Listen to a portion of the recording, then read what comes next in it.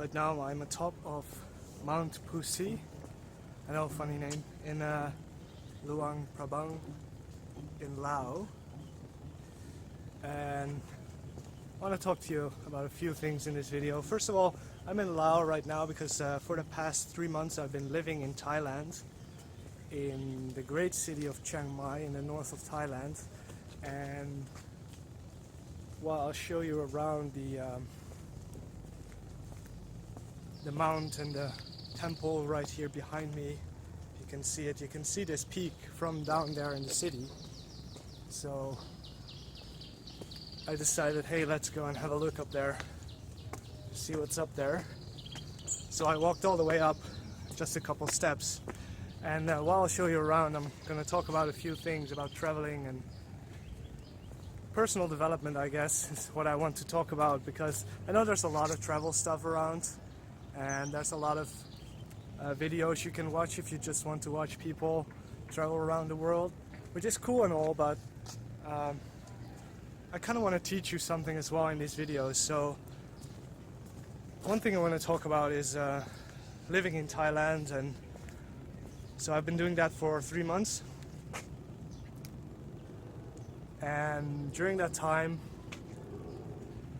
I've come to realize that some things are so much easier when you stop having limiting beliefs, which is what a lot of people have, really. And now that I'm traveling through Laos and meeting a lot of other travelers and backpackers that are just traveling around this region, and I tell them my story and what I'm doing, and the questions that always come up first: where you're from, obviously. People from all over the world, it's amazing. I just, like, in the last couple of days, I made friends with people from England, Mexico, fellow Dutch people, Argentina, America, really from all over the world.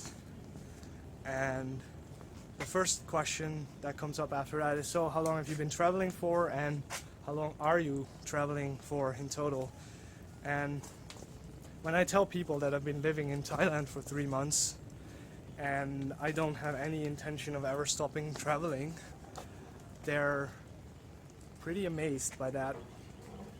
They're pretty amazed by that because most of them, they have a time set for their travels. They just take a couple weeks or months off their jobs, and then they go travel, see the world for a bit, and then go back to their jobs and their 9 to 5s, which they really don't like that much, but they all feel like they have to, because they have to go back to reality. And that right there is a limiting belief. And the fact that people think that they have to do this is the reason that they have to do this. It's not because they actually have to. And I know that this is very hard to understand if you don't have any sort of idea what I'm talking about. But I have come to believe in the last year and a half that anything is only real because we believe it to be real. And as Henry Ford said a while ago, whether you think you can or you think you can't, either way you're right. Which basically means your mind controls your reality. So when your reality is, I'm traveling the world for a short amount of time and then I'm going back to my job because I have to, then that's going to be real for you. When you go back to your home country after traveling, what you will do is you'll just go back to your job, and you kind of have to because you ran out of money, or you ran out of time, or you feel like you're missing your friends and your family back home, which is all valid reasons to go back, obviously. But if you don't want that, if you really want to just travel forever, or just travel for a very long period of time, like years. There are options to do that. I know a lot of people that do that. I know a lot of people in Chiang Mai that live there for years. I know someone who's lived there for 14 years. He barely makes any money. He does mostly volunteer work, and I feel like he's a very happy person. So why do you think that in order for you to be happy you have to go back to your reality? Well, that's only because you believe it to be so.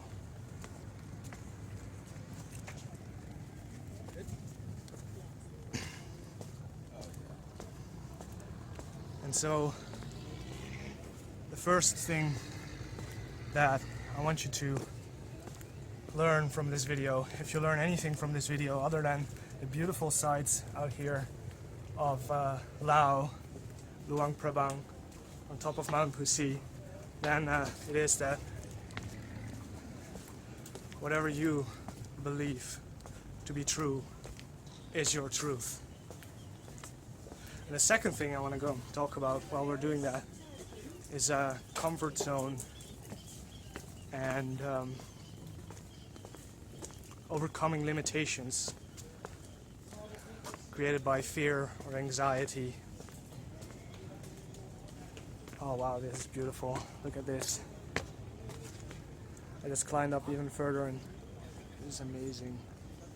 So another thing is a lot of people might not even start traveling in the first place because they believe the world is dangerous. They believe that whatever they believe they need tons of money to travel. These are all fears, limiting beliefs, and all it really requires is for you to take a step outside of your comfort zone, because the comfort zone is where stagnation happens. If you don't like something, if you want something to change, if you want to grow in life, if you want to grow personally, if you want to take a new step, even if it's like move on in your career, like move up the ladder, usually for people that doesn't really happen, at least not at a fast pace, unless they go out of their comfort zone. They take risks, they do things that they kind of fear a little bit, and that's when growth happens. Growth happens outside of the comfort zone. So if you feel like traveling is the next step for you, but you're afraid to do so, then all I can tell you, that is normal. That's perfectly normal for you to be afraid of taking a step into the unknown. However, that shouldn't stop you, because once you do, your comfort zone expands. When you do something that's outside of your comfort zone will grow, and then the next time it will be bigger, and it will be less of a there will be less limitations to taking the next step and the next step and the next step. And that's how we grow in life. That's how we grow ourselves. That's how we grow personally. That's how we grow professionally. That's how we grow businesses. That's really all there is to growth in life. That's an interesting construction, isn't it?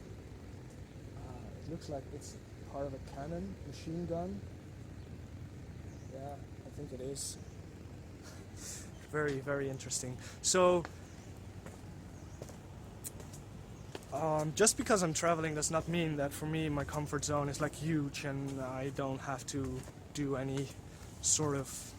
take any sort of effort anymore to step outside of it, because this video is a prime example of me stepping outside of my comfort zone. I've been putting this off, this video, because I have a fear or an anxiety of walking around with a selfie stick and a phone shooting video in public, because I think it looks stupid when people do it, especially when they start talking to it, and everybody understands what I'm saying because I'm speaking in English. So it's kind of uncomfortable to do that. As you may have noticed during the video, whenever I passed people, I stopped for a few seconds, stopped talking for a few seconds. So that was not just intentionally not to disrupt them or to pause the video, but it was part of my own anxiety of shooting videos like this and just talking in public about personal development, I guess.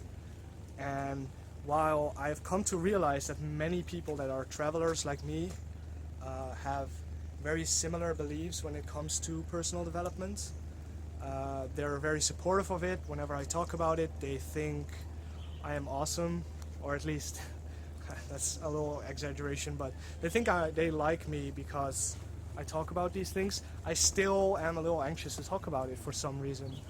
And so shooting these videos, especially shooting them in public places, is one way for me to get outside of my comfort zone right now. So here's what you should do if you feel like there's something you want to achieve in life, but you're afraid of doing it for some reason. Whether it is going up to your boss and asking for a pay raise, or maybe going up to your boss and asking for a 3-month leave because you want to go travel the world as well.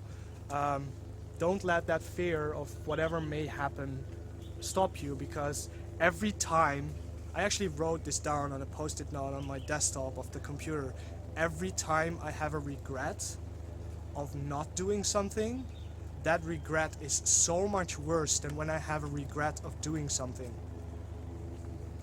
So think about that for a second. Whenever I have a regret of not doing something, for example,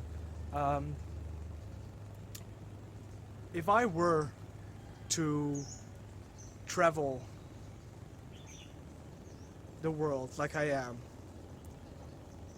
and whatever happens during that traveling, I don't know, I get hospitalized, I have to go back home, whatever, I might have some regrets of what I did to cause that incident, but I would still have the experience of traveling. And if I were to not travel at all and not have anything happen to me, then I would regret that so much more. Like, think about what's like the worst thing that could possibly happen, and what is the best thing that could possibly happen, and what is the most likely thing that would happen. And usually when you ask those 3 questions about any sort of risk you want to take, any sort of thing you want to do that you're not really comfortable about, just ask those 3 questions. What's the worst thing that could happen? What's the best thing that could happen? And what is the most likely thing that could happen? And I'm going to walk down these stairs while I talk further. Whenever you answer those questions, you will usually realize that the worst thing is not as bad as you thought it was. The best thing is way beyond your wildest dreams. It could be, at least. And the most likely thing is really great. Like, for me, traveling, the best thing that could happen is that this just completely changes my life, and it's going to be ever more awesome for however long I'm traveling, whatever. The worst thing that could happen is I end up dying somewhere, I guess, in the middle of nowhere, getting mugged or whatever. Not a very likely option, but it is possibly the worst thing that could happen. Maybe I get eaten by a tiger in the jungle, I don't know. These things are just not very likely to happen. And the most likely thing to happen is that I get a lot of awesome experiences. I get to meet a lot of new people. I get to see places I've never seen before, do things I've never done before. And so far that's all true. I mean, I've only been in Thailand mostly. Until now I'm in Laos. But even in Thailand I've done a lot of things I've never done before. I jumped off a cliff that was I think about 12 meters high in Koh Tao. I did scuba diving in Koh Tao. Never done scuba diving before. I rode a scooter. I am riding a scooter basically all the time in Thailand because it's by far the easiest and cheapest and best way to get around the country, especially when you live there on a longer term basis like I do in Chiang Mai. and I never drove one before. It's a little scary when you first do it, especially in this country. Everyone says, oh my god, you can't learn driving a scooter in Thailand, traffic there is crazy, it's really dangerous, you shouldn't do it. I was like, screw that, I'm just gonna try and see what happens. And what happened to me is I loved it. I actually learned really fast in just seriously just one day. I grew comfortable with the scooter. In just a few days I grew comfortable driving faster on it, and now after 3 months I actually got compliments from people about being a great driver,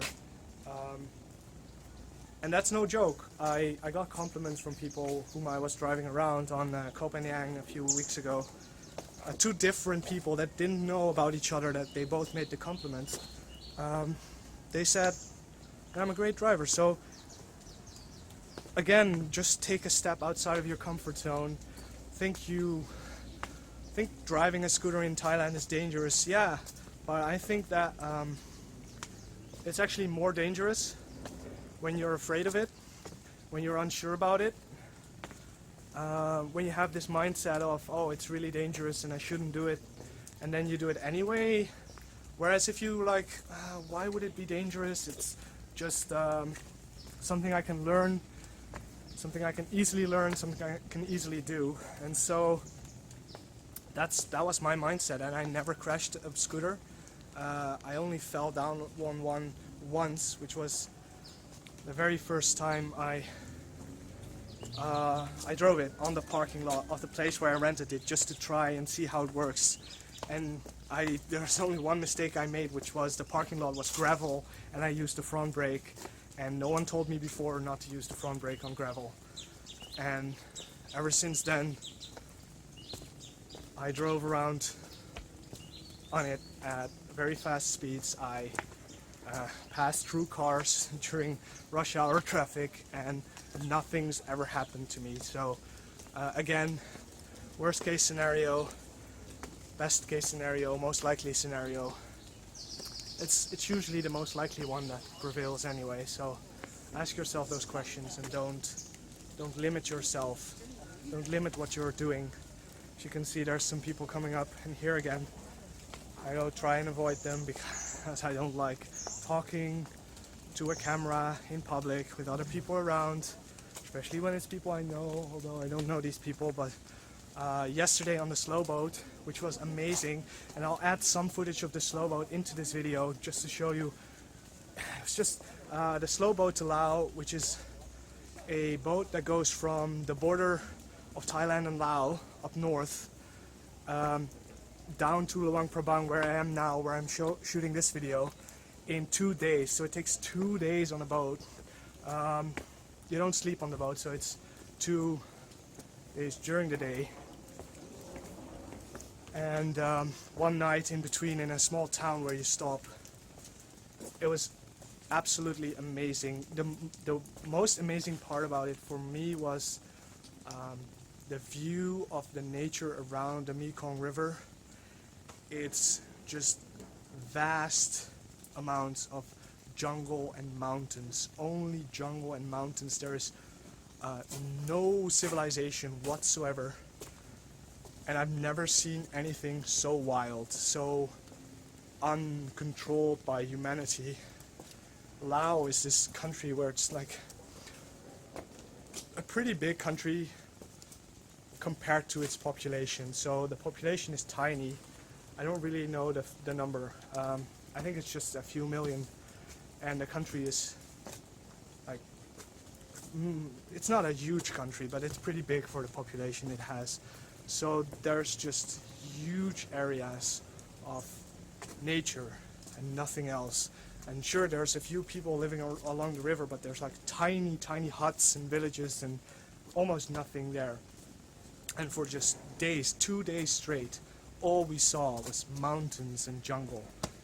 And big mountains too. I mean, this is like where I'm standing now. It's like a tiny hill, and you can see all the way down there the river, the Mekong River that we were going across to get here. But this is a tiny mountain compared to the mountains that we saw along the slow boat trip. So that's it for this video. About the limiting beliefs, one of the, or maybe more about stepping outside the comfort zone, one of the things I wanted to do ever since I started traveling, and I realized it now more than ever, because on the boat yesterday, we were on the boat all day long. I had so many ideas and realizations about what I want to do and what I want to accomplish, and how I want to keep traveling. I will talk more about that in other videos, because this video is getting pretty long right now. It's already over 20 minutes, so I'm going to wrap this up in a few minutes, but I'm going to talk about how I keep traveling forever, how I plan on doing that. I'm going to talk about where I'm going to go traveling, other things I'm going to go over in future videos, and I'm going to shoot those videos wherever I'm traveling. So like I'm doing now, I'll show you around these amazing places, like this mountain with this temple and Buddhist statues, and yeah, it's just awesome view as well down there. So all these things, I will show you all that, which is super cool. But in addition to that, I'm going to be talking about these things. So if that's interesting to you, go ahead and subscribe. Add me on Facebook, follow me on YouTube, follow me on Instagram. Most of it is my name, Bauke Vreeswijk. You should be able to find that on the description of the video, or on my Facebook if you're on there. I know it's a hard name. That's actually a great topic for another video, my name. But for now, see you around later, and I hope you like this video.